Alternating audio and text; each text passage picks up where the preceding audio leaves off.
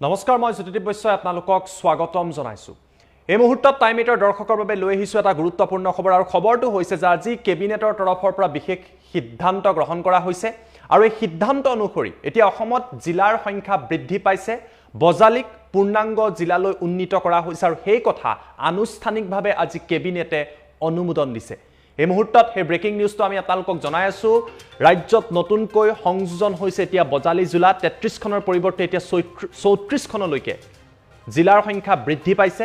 আজি কেবিনেটে বজালিক নতুনকৈ পূৰ্ণাংগ জিলা হিচাপে উন্নীত কৰিলে বা তাত অনুমোদন প্ৰদান কৰিলে আৰু তাৰ লগে লগে বজালি এতিয়া নতুন জিলালৈ পৰিণত হৈছে। বজালি মহকুমাক পূৰ্ণাংগ জিলাৰ ক্ষেত্ৰত অনুমোদন প্ৰদান কৰিছে ৰাজ্যিক কেবিনেটে। মন্ত্ৰী চন্দ্ৰমোহন পাটোৱাৰীয়ে আজি সংবাদ মাধ্যমৰ আগত এই কথা প্ৰকাশ কৰিছে। নতুনকৈ 85টাকৈ পদৰ ইতিমধ্যে বজালি জিলাত সৃষ্টি কৰা হৈছে। তাৰ লগতে বজালি জিলাৰ বাবে নতুনকৈ 10 গৰাকীকৈ বিষয়াক নিযুক্তিও প্ৰদান কৰা হৈছে। অসমত এতিয়া জিলাৰ সংখ্যা 33খনৰ পৰিৱৰ্তে 34খনলৈ বৃদ্ধি পাইছে। ৰাজ্যিক কেবিনেটে এই বৃহৎ সিদ্ধান্ত গ্ৰহণ কৰিছে।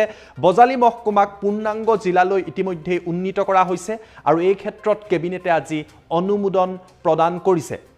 মন্ত্ৰী চন্দ্ৰমোহন পাটোৱাৰীয়ে মাত্ৰ কেইটামান মুহূৰ্তৰ আগতে সংবাদ মাধ্যমৰ আগত আনুষ্ঠানিকভাৱে এই কথা প্ৰকাশ কৰি কৈছে, যিহেতু ইতিমধ্যে বজালিক জিলাৰ ক্ষেত্ৰত অনুমোদন দিয়াৰ ক্ষেত্ৰত সিদ্ধান্ত লোৱা হৈছিলে আৰু বজালি মহকুমা এতিয়াৰ পৰা পূৰ্ণাংগ জিলা হিচাপে পৰিগণিত হোৱাৰ পিছতেই ৰাজ্যত জিলাৰ সংখ্যা 33ৰ পৰা 34লৈ বৃদ্ধি পাইছে।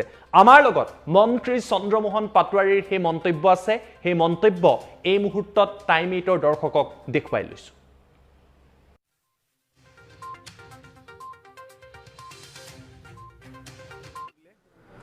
যে Bajali sub ডিভিশনটোক Bajali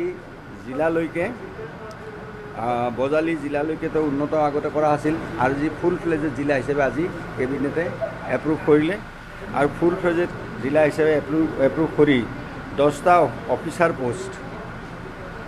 officer post আৰু 85টা অন্যান্য পোষ্ট তাত বৰপেটা মানে বজালি জিলাৰ কাৰণে দিয়া হৈছে। কাৰণ ইতিমধ্যে বজালিত আমাৰ সাব ডিভিশন আছে, তো সাব ডিভিশনৰ উপৰিও সাব ডিভিশনৰ অফিচাৰখিনি থাকিবই, তাৰ উপৰিও আৰু 10জন অফিচাৰ তাতে মানে নতুনকৈ আজি পোষ্ট ক্ৰিয়েশ্যন কৰা হ'ল আৰু ফুল ফ্লেজেড জিলা হিচাপে বজালিক মৰ্যাদা দিয়া হ'ল আৰু তাৰ কাৰণে আৰু 10টা অফিচাৰৰ পোষ্টৰ উপৰিও 85টা আমাৰ অন্যান্য পোষ্ট তাত আজি মানে ক্ৰিয়েশ্যনৰ কাৰণে আজি কেবিনেটে অনুমোদন জনাইছে।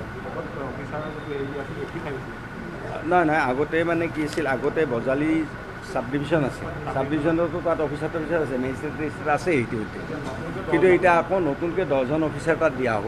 যেন তাত ADC লাগিব, AC লাগিব, এনেকুৱা বিভিন্ন অফিচাৰ লাগিবতো, গতিকে তেনেকৈ 10জন অফিচাৰ দিয়া হৈছে আৰু 85 আদাৰ পোষ্ট তাত দিয়া হৈছে।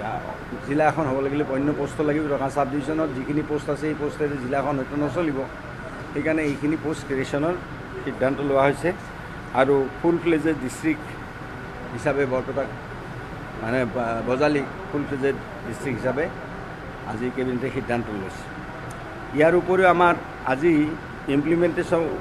ইমপ্লিমেণ্টেশ্যন অফ উবেৰাইজেশ্যন স্কিম এটা আজি আমাৰ কেবিনেটে মন্তব্য দেখুৱালো। মন্ত্ৰী চন্দ্ৰমোহন পাটোৱাৰীয়ে সেই মন্তব্য কৰিছে যে বজালিক এতিয়া নতুনকৈ জিলা হিচাপে যি অনুমোদন আছিলে, পূৰ্ণাংগ জিলা হিচাপে বজালি মহকুমাক এতিয়া জিলা হিচাপে অনুমোদন প্ৰদান কৰিছে কেবিনেটে। সেই কথা আজি কেবিনেটৰ সিদ্ধান্তৰ কথা মন্ত্ৰী চন্দ্ৰমোহন পাটোৱাৰীয়ে মাত্ৰ কেইটামান মুহূৰ্তৰ আগতে ক'লে যে কেবিনেটে সিদ্ধান্ত ল'লে আৰু এতিয়াৰ পৰা অসমত যি জিলাৰ সংখ্যা আছে সেয়া 33খনৰ পৰিৱৰ্তে 34খন হ'ল আৰু বজালিক এতিয়া নতুনকৈ জিলা হিচাপে অনুমোদন জনোৱা হ'ল।